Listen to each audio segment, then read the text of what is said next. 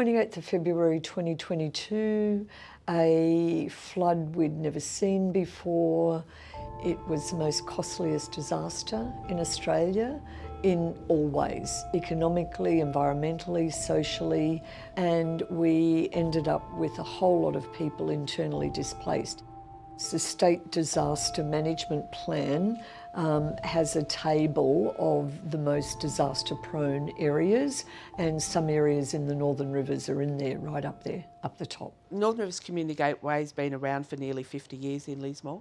We've been a volunteer resource centre and we've been managing volunteers over that time in doing the work that we do across the whole region. It's great to see so many volunteers and so many genuine community members who want to be part of a disaster response and want to help people who are impacted by the floods. But one of the challenges as a community organisation that we see is that there's a number of pop-up groups that evolve during a disaster and after a disaster.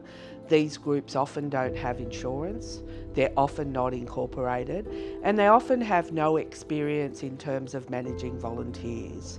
We need volunteers who are actually able to work in a trauma-informed way. Often these disasters do attract people who are well-intentioned, but also people who may want to prey on vulnerable people.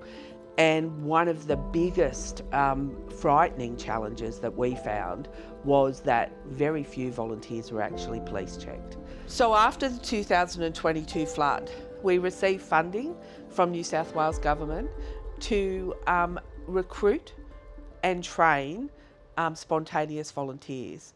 So we rolled out the Tomorrow Ready project with Liz Ellis as our ambassador.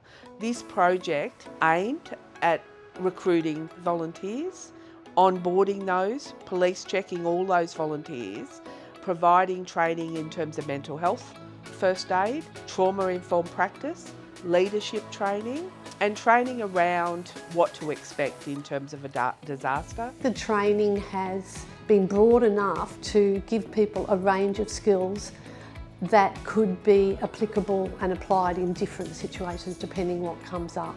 The whole program has been really well put together. I would love to see it expanded and continued to train up more and more people.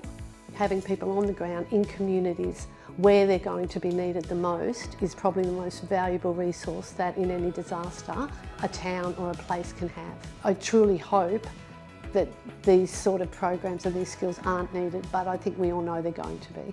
The better prepared we are, the better recovery. And so this program, Tomorrow Ready, is about preparing us better.